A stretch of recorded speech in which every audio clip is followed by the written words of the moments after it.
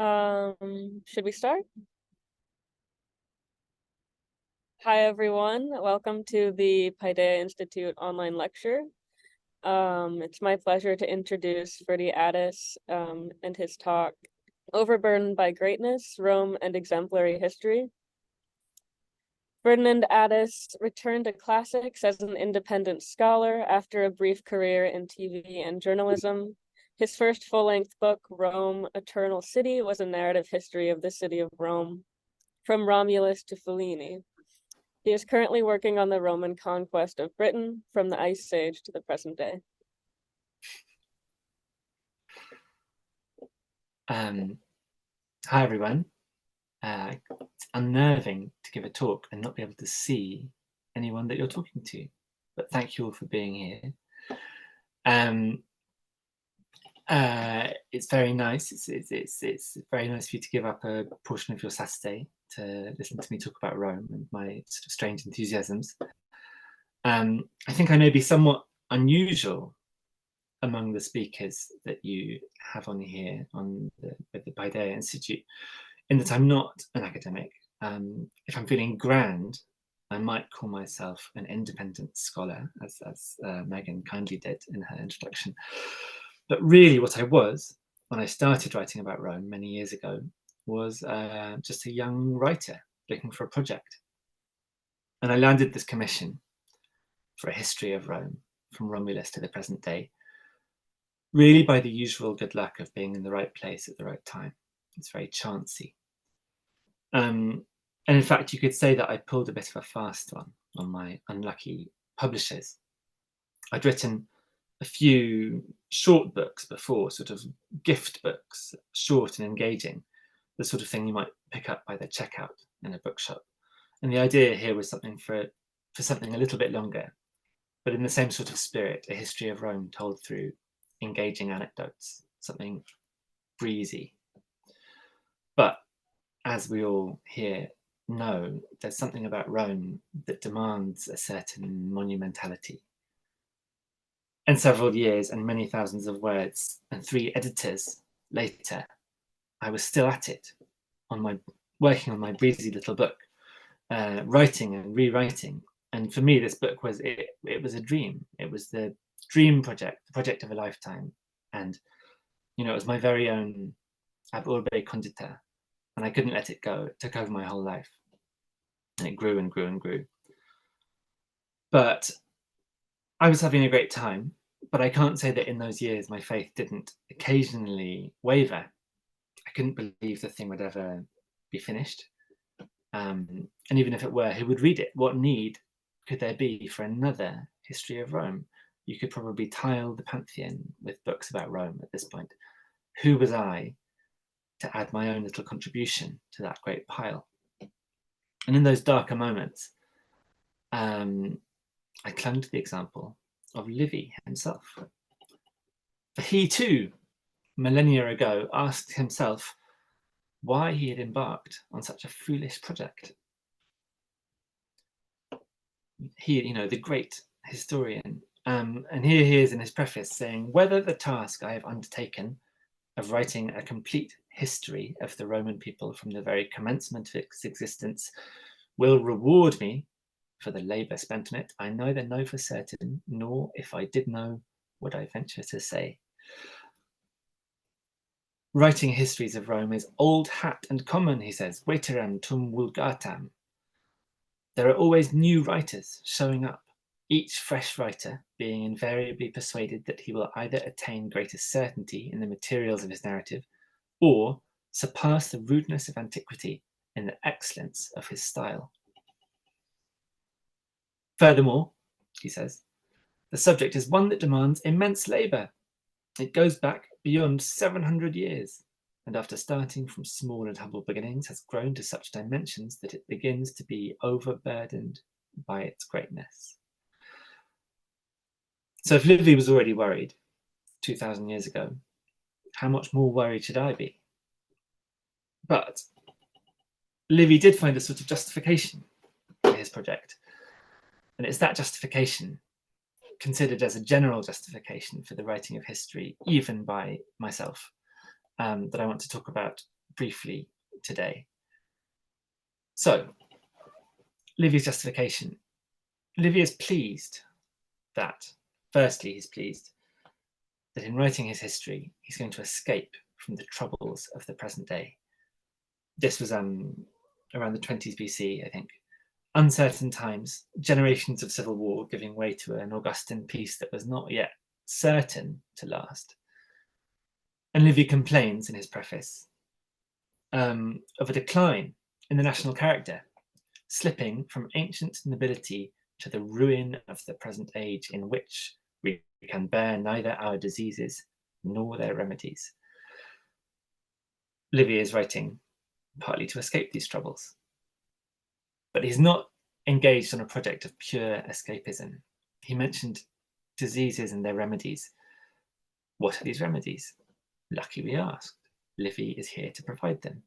He says, in a much quoted passage, I want to give the Latin here because it's an important moment. Hoc illud est praecipue in cognitione rerum salubre ac frugiferum. Omnis te exempli documenta in illustri posita monumento intueri. Inde tibi tuaeque rei publicae quod emittere capias. Inde foedum inceptu foedum exitu quod vites. This, above all, is the virtue and benefit of studying history. You see specimens of every possible exemplum, example, set out as if upon a shining monument. From these you may select for yourself and for your state which you will imitate, and which, rotten in their beginnings and rotten in their outcomes, you should avoid. So this is one of the great one of the great programmatic statements of what we might call exemplary history. We can call, history in Livy's telling, and this is not an unconventional view, he's not eccentric among classical historians here. History is there to supply the reader with exemplar, specimens of good and bad behaviour for the reader either to avoid or, if possible, to emulate. We might note, in passing, the secondary value that Livy gives to the sort of winkling out of historical truth.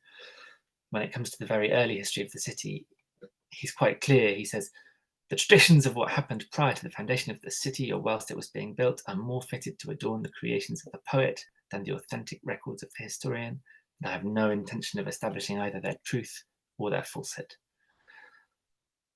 So, Livy is writing exemplary history, first and foremost. He wants to mine the past for exemplar, and these exemplar are going to be edifying. They're going to be good for you.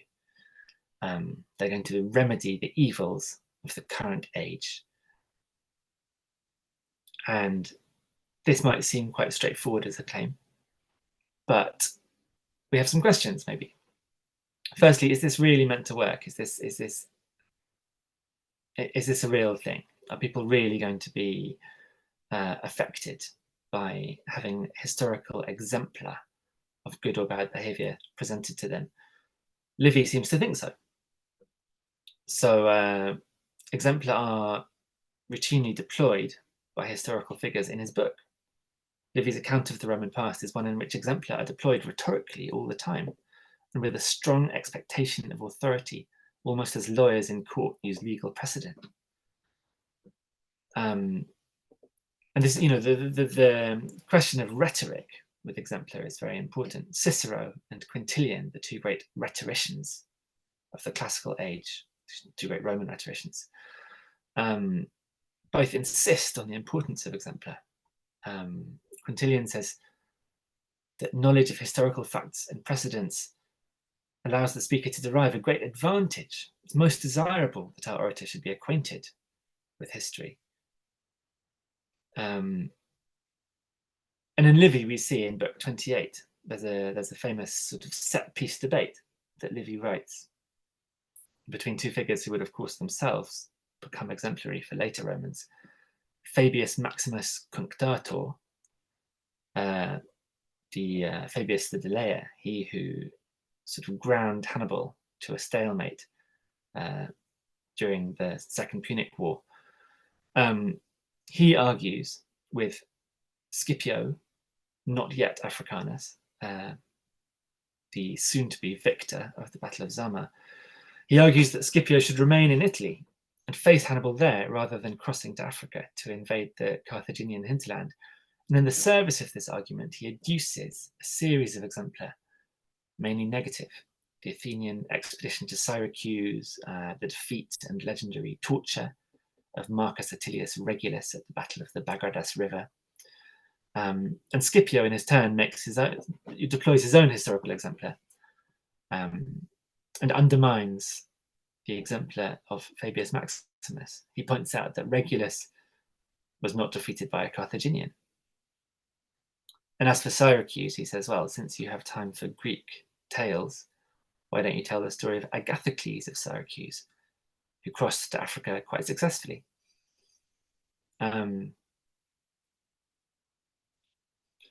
So here an exemplum is really a very practical thing.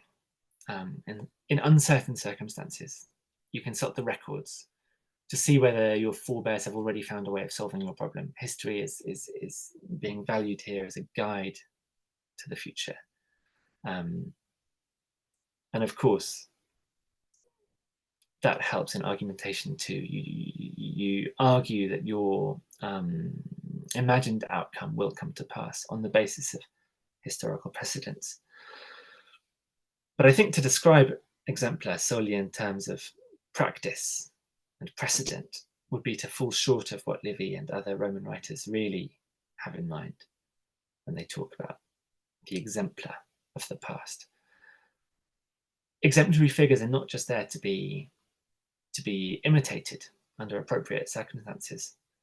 They're also there to inspire emulatio, to waken the reader or the listener or the viewer the desire to emulate or even to surpass. In other words, exemplar work because they're moving. They are said, in ancient accounts, they're said to strike listeners with enormous force, to dazzle them or to set them in blaze.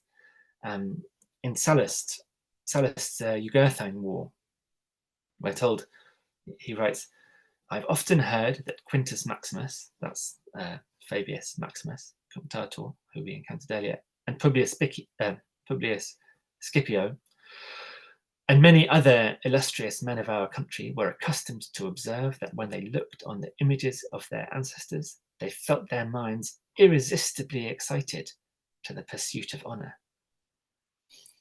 Not certainly that the wax or the shape had any such influence, but as they called to mind their forefathers' achievements, such a flame was kindled in the breasts of those eminent persons as could not be extinguished until their own merit had equalled the fame and glory of their ancestors.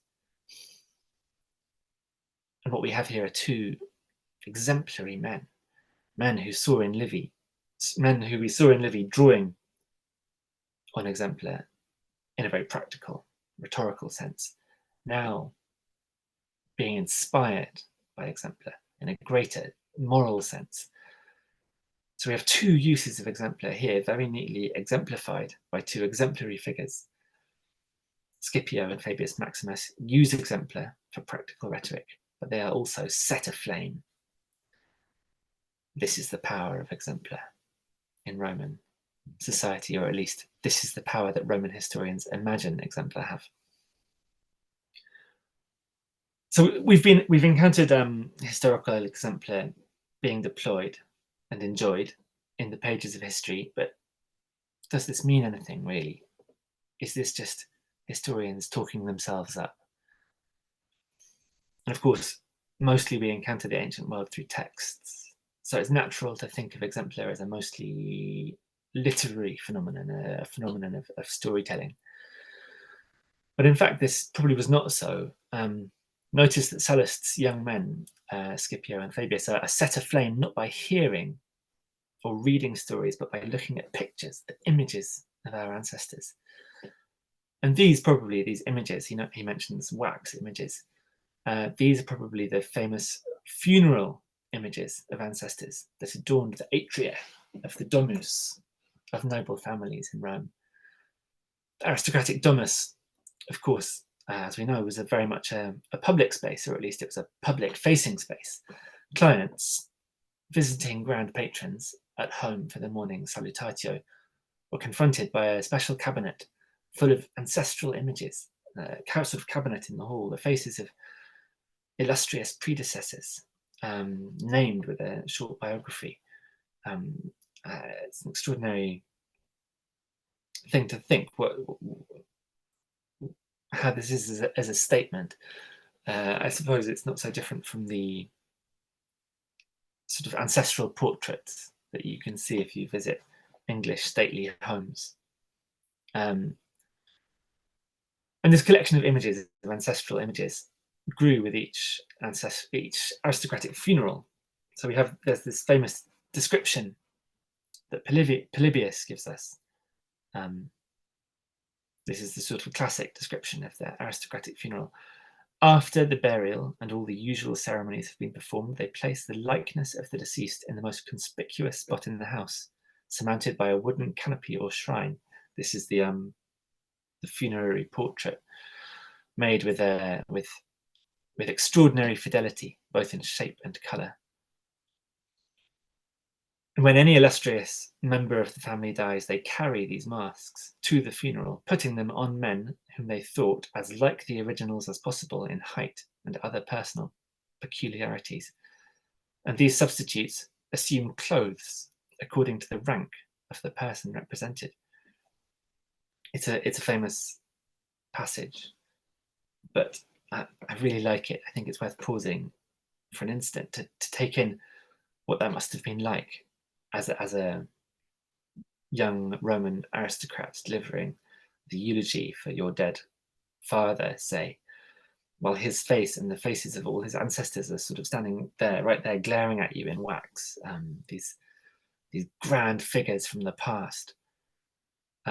Did that inspire the desire for emulatio and imitatio? Polybius thinks so.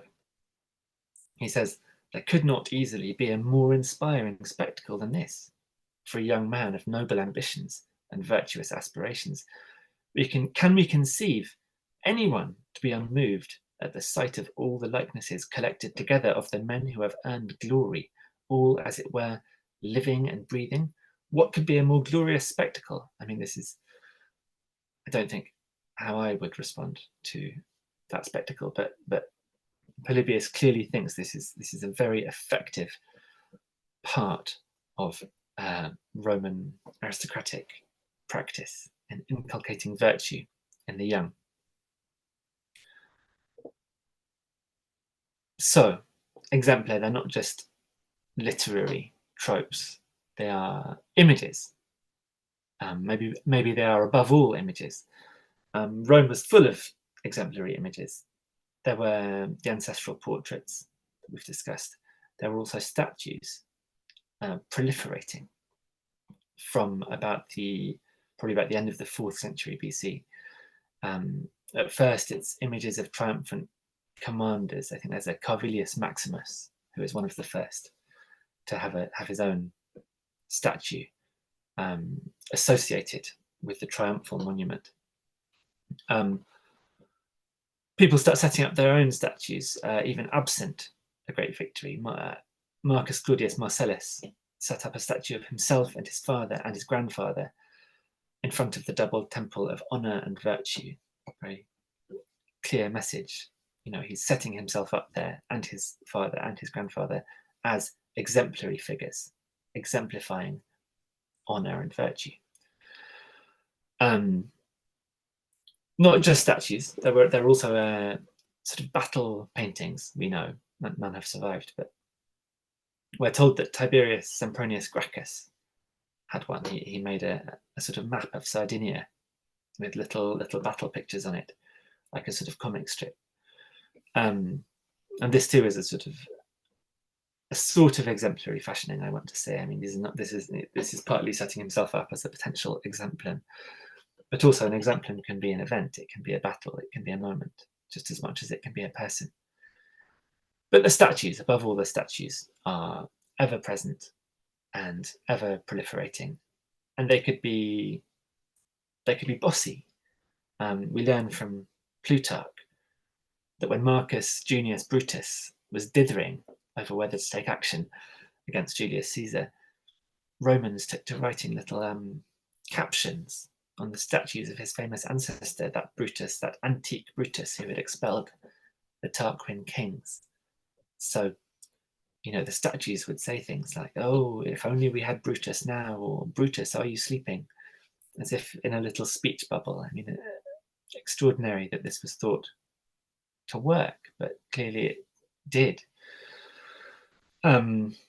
Augustus, who knew a thing or two about propaganda, was a great one for exemplary images of himself and of the imperial family, but also, as in his forum, of the summi viri. So the forum of Augustus was arranged with statues of the great men of Roman history around it. And so the forum constituted in its own way a sort of history of Rome, going back like Livy to the foundation of the city, ab urbe condita, and beyond, to the voyage of Aeneas and the mythic heyday of the Olympian gods, the Trojan War. And the statue of Augustus, the exemplary princeps, stood at the head of a crowd of other exemplary figures sculpted in marble. So, just as Roman history was stuffed with exemplary stories, Rome itself was stuffed full of exemplary images, antique paragons in marble or wax. And it's worth trying to consider, with some difficulty, but trying to consider what was the effect of this saturation? What did these images do? What did this exemplary overload do? What was the effect? And one way to look at the work of Exemplar in Rome is to look at it in terms of aristocratic competition. So republican aristocrats lived in a state of constant, fierce competition with one another, barely held in check by the sort of norms and laws of republican society. And when we hear of noble Romans inspired by exemplary figures of the past, there's often this strong spirit of competition. Young aristocrats want to emulate, they also want to surpass. So historical exemplar here simply expand the scope of competition beyond the society of the present day, but backwards into the past and forwards into the future.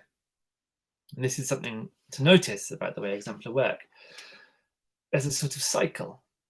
At the aristocratic funeral, we see someone who presumably has been inspired by the exemplar of his ancestors and is now becoming an exemplum in his turn. Romans knew that if they achieved the proper renown, they themselves might enter the exemplary canon, not preserved just in wax in a cupboard in the atrium, but remembered in the histories, invoked in senatorial debate, life-size in marble by the temple of some noble virtue or other.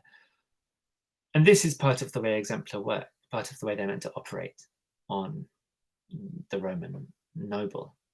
They incentivize exemplary behaviour by the promise of renown and deter wickedness with the threat of immortal opprobrium. Tacitus states this very clearly. He says in the Annals 365, "This I regard as history's highest function, to let no worthy action be uncommemorated, and to hold out the reprobation of posterity as a terror to evil words and deeds." More dramatically, perhaps, Livy's Lucretia, about to kill herself after being raped by young Tarquin, exclaims, "No unchaste woman hereafter will live," invoking Lucretia as a precedent. So Romans are very conscious that they too may become exemplary. They're conscious of what their own behaviour, what sorts of exemplar their own behaviour may furnish to the future. Augustus used this trick also in his forum. He left the centre of the forum open so that the exemplary figures of the past could be joined in due course by exemplary Romans to come.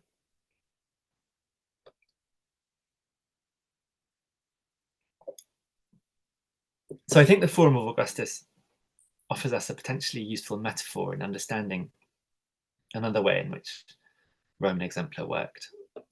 I hope this metaphor works. I thought a lot about the right metaphor, and it's not straightforward. But so Augustus presented a history of Rome by arranging exemplary statues in physical space. And in a way, we might see the wider body of exemplar, considered very broadly exemplar, events, people, groups. Exemplar giving order and meaning to another kind of space, not a physical space, but a moral space, perhaps even a sort of moral or ethical landscape through which Romans have to navigate. A landscape in which exemplar are their landmarks and their reference points. If you're confronted by moral uncertainty, if you don't know what's right to do, what's valuable, what's approved, it's exemplar that tell you where you are, certainly in Roman sort of moral discourses. But navigating this landscape of exemplar was not straightforward. Historical figures and narratives might have an exemplary quality. They might be, you might say, sites of exemplarity. This is to steal a bit of jargon from Rebecca Langland's, I think. But the precise nature of the exemplum offered by Horatius Cocles, say, or Fabius Maximus Cunctator, might be open to a degree of interpretation. And this, I think, is part of the virtue of exemplar from the Roman point of view. Exemplary narratives, even competing narratives, served as a way for Roman society to work its ethics out. It was, a value system built from stories, unlike one founded on hard precepts or rules, can accommodate a useful degree of moral tension. So ethical debates in Rome, ethical change in Rome, plays itself out in what I want to call a landscape of exemplar. And at first, this landscape is reasonably stable. The relatively sort of stable canon of Republican exemplar reflected, I think, an elite, a broad elite consensus around proper Roman values. The crisis of the end of the Republic and the coming of the Principate changes that. It challenges that consensus or challenges those values, even as it supplied a new set of imperial candidates for the approbation or disdain of the historian's pen, the pen of the exemplary historian. You can see this in the treatment of Brutus and Cassius. Were they exemplary or not? Cicero, in his second Philippic, not only justified the tyrannicides by reference to older exemplar, but also praised the murder of Julius Caesar as a glorious and godlike exploit put forth for our imitation. But the window of possibility for praise of Brutus and Cassius was, of course, closing very rapidly. As we know, Cicero paid for his Philippics with his life during the proscriptions under Mark Antony. And 2 generations later, in AD 25, another historian, Cremutius Cordus, was forced to commit suicide by the Praetorian prefect Sejanus after writing in praise of the tyrannicides. And Tacitus gives a version of his final speech before the Senate.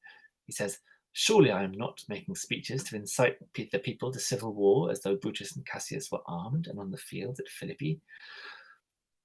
Or is it not the case that they, despite being dead for 70 years, exercise through literature a hold over a part of our memory? Future generations give everyone their due honour, nor will there be lacking, even if I am condemned, people who will remember Brutus, Cassius, and even myself." This is, I think, slightly disingenuous of him. Exemplar, as Cremutius Cordus will have known perfectly well, are high stakes in the contest of values, and especially in the context of an early Principate still shaking itself out. Tacitus knows this too. Tacitus has an explicitly exemplary program. Let no worthy action be uncommemorated, he said. And he made the case for his own set of new aristocratic and senatorial values, values for an imperial age, through histories that are packed with exemplar, both good and bad. He was a master of the heroic senatorial suicide scene, which is a great exemplary moment in literature and I think in real life. It was the stoic performance of death, surrounded by friends and family, was a way in which good senators condemned by bad emperors could self-consciously enroll themselves in the exemplary canon. It was, I think, a straightforward bid for exemplary status. Thrasea Paideia, opening his veins, follows Cato. He joins the canon. And by elevating a new class of senatorial and imperial exemplar in his writing, Tacitus hopes to inspire the senators of his own day to imitatio and emulatio. Now, what time is it? How am I doing? There's so much more to say about exemplar in the classical world, and there's a great deal I want to say about exemplar in the post-classical world as well. But I must be quick. There's a whole lot you could say about Christian exemplar. I think the way in which the Acts of the Apostles are recorded, the great early Christian enthusiasm for hagiography, even the way the Gospels are written down, these can be seen in a new light in the context of the Roman historiographical mania for exemplar. Christians were interested in the lives of the saints not for the sake of historical knowledge, but because these were competing figures, competing exemplar, to be set against the classical canon of exemplar. And you set your new exemplar against the old exemplar precisely because you intend to overturn, in some sense, the classical system of values. And just one other thing I want to note quickly in passing, really, is that as you move forward in history, Rome itself becomes a sort of historical exemplum, and an exemplum writ large on a grand scale. Sometimes it's a glorious one. Sometimes Rome is the object of imitatio and emulatio. We go through phases of this. The neoclassicism of revolutionary and Napoleonic Europe, for example, or the Carolingian Renaissance, let's say, in which Charlemagne is very deliberately setting himself up as a successor to the Roman emperors. Sometimes Rome as an exemplum has a more negative flavour. We see this in Augustine, the city of men, as opposed to the city of God. We see it in the writings of Martin Luther, or of Orosius, or in a sense Gibbon. I want to quote quickly my favourite bit of Byron, striding around the ruins of the Forum in the early 19th century. He wrote, reflecting on Rome, he wrote, "Here is the moral of all human tales." Sorry, this is Childe Harold, of course. "Here is the moral of all human tales. 'Tis but the same rehearsal of the past. First freedom and then glory. When that fails, wealth, vice, corruption, barbarism at last." This is Rome as a very melancholy exemplum, somewhat as it appears in Gibbon. But how well does this mode of history, exemplary history, translate into the modern world? It's tricky. The classical mode of exemplary history depended on the willingness of the historian to pass judgment, at least implicitly. To make an exemplum, you gesture at a historical specimen, a person or an act or an event. You add your comment. This was good, this was bad. And this sort of evaluation has fallen out of favour. The great Edward Gibbon. Oh, I learned, by the way, recently that he was known, I hadn't heard this before, he was known to some contemporaries as Monsieur Pomme de Terre because of his extraordinary physical shape, very short and very round. Mr. Potato. Anyway, the great Gibbon, as we shall call him. He was already in the 18th century proclaiming that diligence and accuracy are the only merits which a historical writer may ascribe to himself. And more recently, the great philosopher of history, R.G. Collingwood, writing in 1946, he wrote that the modern historian certainly ought to give up labelling his dramatis personae as good or bad. Indeed, today, no decent historian would hesitate about this. No decent historian would hesitate about this. He gave it up long ago, and it only lingers in the slum districts of historical thought, the dark places where history is bullied into the service of political and religious propaganda. Qua historian, as a historian, he has a duty to perform. His duty is to discover the truth and tell it without fear or favour. And this is strongly put, but it sounds about right to a modern sensibility. And this is the spirit, mostly, in which modern historiography has advanced. History writing, especially in history as a discipline, especially in this age of dwindling humanities departments and cuts and all the sad rest of it, has sometimes shown an enthusiasm for dressing itself up in the clothes of the sciences, at least the social sciences, if not maybe even something harder. An enthusiasm that can be almost unseemly.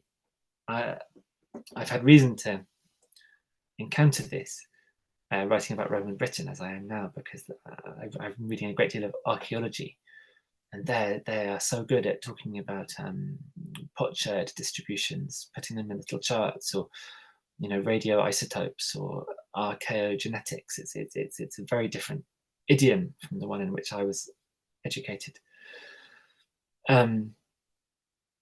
Collingwood, by the way, I should say, he called Livy, along with Tacitus, a monument to the barrenness of Roman historical thought, with far too many fabulous elements to be considered real history. So, maybe the historical exemplum is a thing of the past, something to which we gesture in the history of ideas with the comment, this was bad. Maybe history is now a science, concerned only with truth and the discovery of it. But I think not. To put my cards on the table, I think not. Firstly, even if we allow the claims of academic historians to this sort of dispassionate scientism, we should notice that in the broader conversation outside the academy, the idea of the historical exemplum is absolutely alive and kicking. History is always being dragged, willingly or not, into the culture war. This will be very familiar to any of you in the US. Here in the UK, we have our own sites of historical tension and conflict, and these conflicts are often fought, just as they were in ancient Rome, on what I've called the landscape of Exemplar. Old members of the exemplary canon, you can imagine the sort of person, explorers, imperial officials, generals, Victorian industrialists. They get squeezed out or evicted to make space for new exemplary figures, often from hitherto underrepresented groups. So Florence Nightingale makes space to accommodate Mary Seacole and this, And when I was a boy, staying with my grandparents, you could find on the bookshelves the sort of Victorian boys' adventure stories that were popularized by G.A. Henty. These are books to inspire the next generation of imperial Englishmen by setting up for young readers an exemplary canon. They had titles like Under Drake's Flag or Cornet of the Horse, A Tale of Marlborough's Wars. I remember enjoying a book called With Clive in India, which presented Clive in a completely unproblematic light. I think these days we tend rather to follow the judgment of the poet E. Cleryhugh Bentley, who said, "What I like about Clive is that he's no longer alive." G.A. Henty, anyway, is banished. His canon is finished, but his tradition remains. When my daughter was a bit younger, I used to read to her from a book that all the parents of all my friends who were parents seemed to have. And it was called Goodnight Stories for Rebel Girls. And this is a book which just very straightforwardly is a compendium of exemplary women from history, designed to provoke not exactly rebellion, but rather, I would say, a very Roman spirit of emulatio and imitatio. Livy would have approved, perhaps not of the content specifically, but certainly of the method. And likewise, resurrected Romans would find nothing very surprising in the modern battles that we have over public statuary. When protesters in Bristol a few years ago threw a statue of the slave trader and philanthropist Edward Colston into the River Severn, they were acting in a mode that the Romans would have absolutely understood and recognized. They were acting in a very Roman way. They were arguing about values in the landscape of Exemplar. In this case, the very literal landscape of Exemplar. That was their chosen battleground. So let's concede Exemplar are still important in the broader political conversation. That's all very well. But let's say we don't feel like wading into these so-called culture wars. Does the idea of exemplarity have any place in the quieter discourses of academic or narrative history? And I think this is a harder question to answer, and we might disagree. But as I read papers and monographs from academic historians, I think you can sense sometimes that the author has an eye on the sorts of exemplar that he or she may be furnishing to one or other set of culture war partisans. Sometimes this is even explicitly acknowledged. Scholars issue warnings to the academy. They say, we must be careful, our work is being misused. Historians have sworn off Livy's explicit didacticism, but they're still aware, I think, of the lessons that people may draw from their raw conclusions, their raw statements of fact. Does that awareness affect what sorts of conclusions they draw? I think, I think I can say without any disrespect to the profession that it would be a miracle if it didn't affect them at all, however hard they might try to cleave to the proper historical spirit of dispassion. So I have one more thought here. It's a bit harder to articulate, but I'm going to try. And it has to do with the great question of why we study history at all. It's not just knowledge for knowledge's sake. We aren't just collecting facts in a void. We might as well memorize football scores or digits of pi. We've been much firmer ground. And I don't think it's just the pleasure of puzzle solving. The hard labor of historical research is motivated by more than just idle curiosity. I think there's something else. I think in general, people who take an interest in history do so because they think there really is something to be learned from the past that has some value in the present day. What could it be? So some people still do, I think, go looking for practical lessons. I've been listening recently to John Keegan's 1976 classic, The Face of Battle, and it's fascinating to hear him describe military history as taught in officer training colleges, where battles are still learned as a series of sort of patterns of practical exemplar. This is how you do flanking or double envelopment or echelon advance.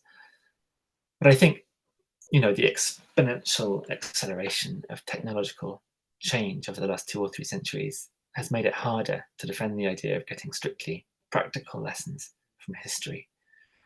Perhaps you could argue that there are underlying macro historical processes that can be discerned and understood and used to predict the future. I think, Marx, for example, I think would have said this, but I'm not convinced myself. I might be wrong. What else might we find in history? My feeling is that people come to history looking for lessons that are not so much practical as moral. I think we study history because we want to know more about what sorts of creatures we humans are. And maybe we don't arrive in history, the history of Rome or anywhere else, in quite the same spirit of breathless emulatio and imitatio that people did in, say, the Renaissance or the neoclassicists.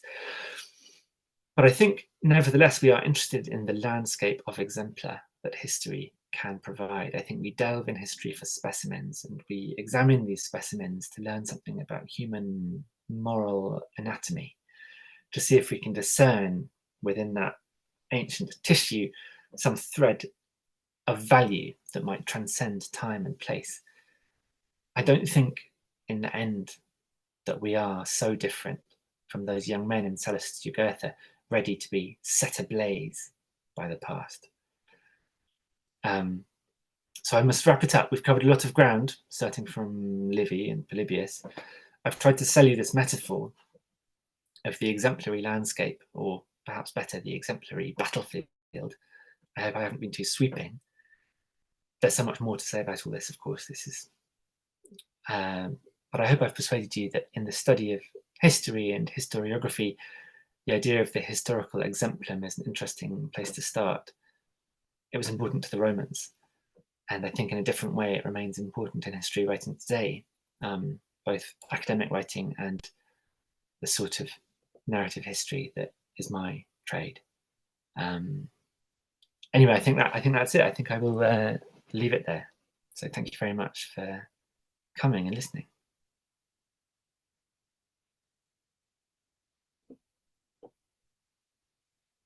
Thank you so much. We have a few minutes left for questions. You can either unmute yourself or raise a hand. Yes. Can you hear me?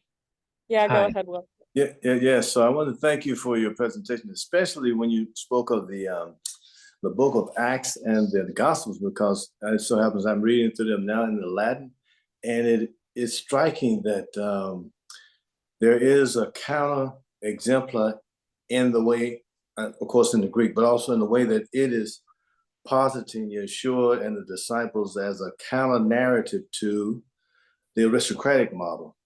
And that actually the power that is being proposed in the propaganda, in a way of speaking, is that it's from below, because this is a client state that is Judea of Rome. So this is very threatening, and not simply a matter of, as we commonly think of it, a matter of spiritual pietism. This is revolutionary, what is being said, how it is being said, and the example, again, of Yeshua and his followers. So I appreciate what you're saying about the exemplar is not only constructed from above, but in this client state, it is coming from below. That's thrilling. I'd love to read the Acts myself, actually. That's very inspiring. I want to follow in your footsteps there.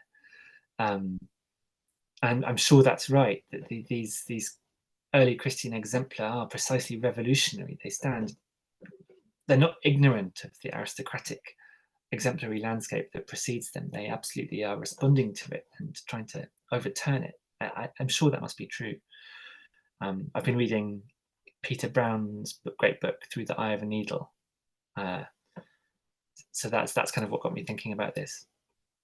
And there again, you feel these late antique Roman Christians, sometimes very aristocratic, engaging with a totally different exemplary tradition, trying to follow in the footsteps of Jesus or of the church fathers or the monks, and trying to reconcile their own exemplary traditions with this totally contrary tradition. I don't know. Anyway, thank you for that. I look forward to following you.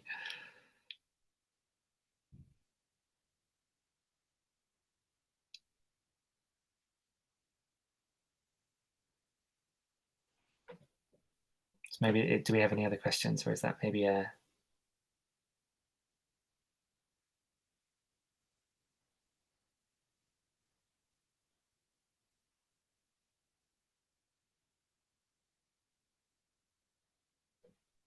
Possibly we've lost Megan. Hi, are there any other questions? We have... I'd just like to make a we comment still have a that few minutes if anyone else. I'd just like to make a comment. Please, yeah. I was a lecturer in history, and I did my PhD in history, and I also studied classics for my first degree, and I haven't really been back to Latin and Roman history for a while, but I quite enjoyed your approach to history, and I will probably read at least one of your books. Thank you very much. Yes, Rome Eternal City is the one to read for now, and the Roman Conquest of Britain forthcoming when it's finished, which wouldn't be all like when that will be, but thanks. I'm Thank grateful. you. I have a question, Ferdy, for you. Something Sure. that you kind of hinted at, but and this might be too far afield from things you've already thought about, but I'll give it a try. You mentioned sort of a exemplary type moral society, perhaps, or a society based on moral or ethical behavior based on exempla versus one based on precepts. And Yes. I just wonder what what kind of differences in societal fabric or societal behavior you would see between those two sort of schema. Yeah, I mean, it's a great question, and it's probably beyond my pay grade, really. There are great some great things that I've read on this, and there was one book that I really liked by Rebecca Langland's Exemplary Ethics in Ancient Rome, and I think it's her thought really that exemplar offer a different way of discussing ethics and negotiating over ethics. But in practice, I think I wonder whether there has ever been a society that has not operated in some way in an exemplary fashion through Exemplar. I'm trying to think of one now. And I suppose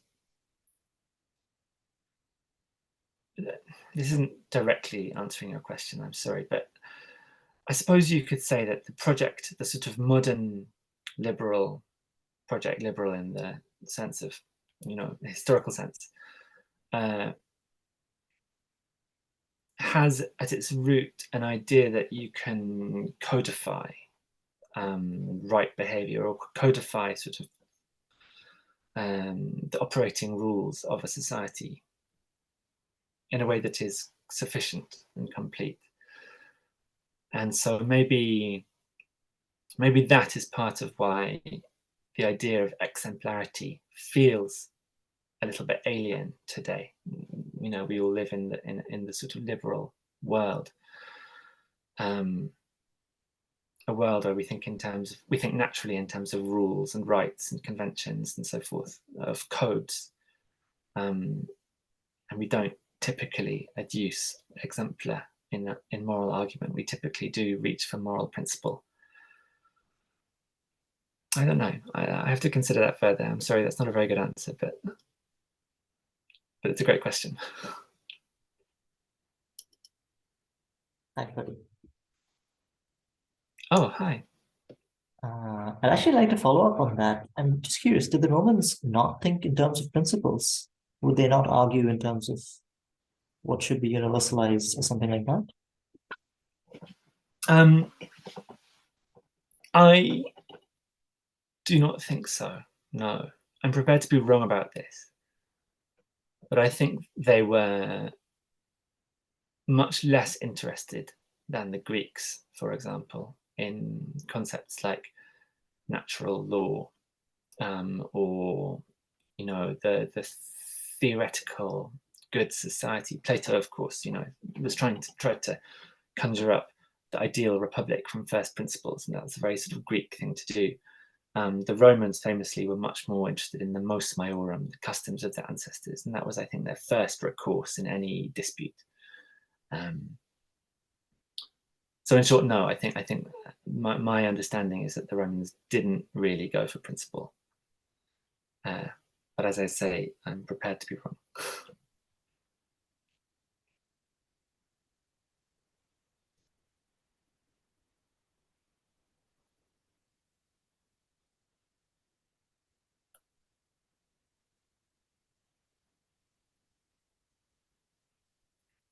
Any others? I think that's. I just wanted to thank you Oh, for this, particularly when you mentioned Florence Nightingale. As a nurse, faculty person, you can't pick up a text on nursing, and I don't care what the area, be it theory or practice, that doesn't quote Florence. And so this gives me a different, just like language itself, it gives me a different way of looking at that and how to present it. So thank you very much.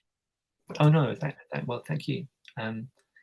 Yeah, it's.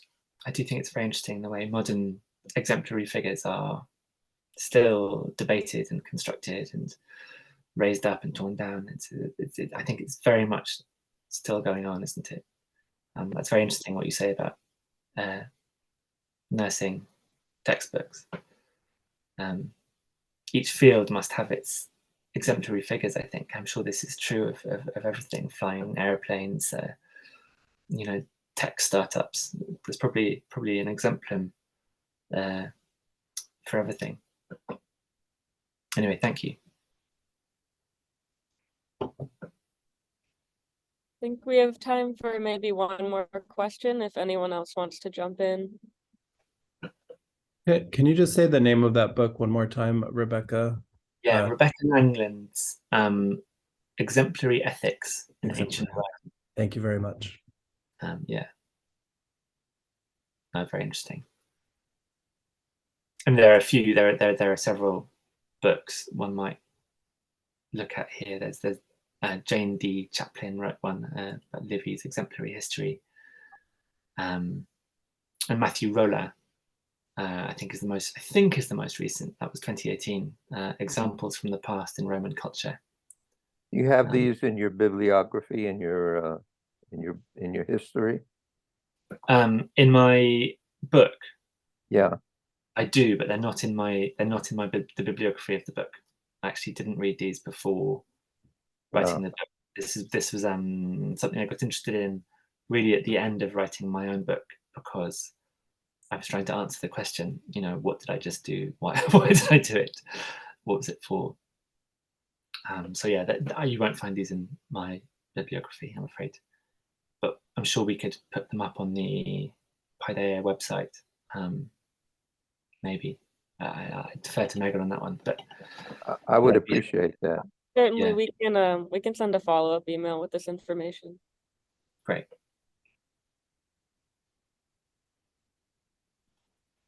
Well, thank you again, Ferdy, for your lovely talk. And thanks everyone for coming.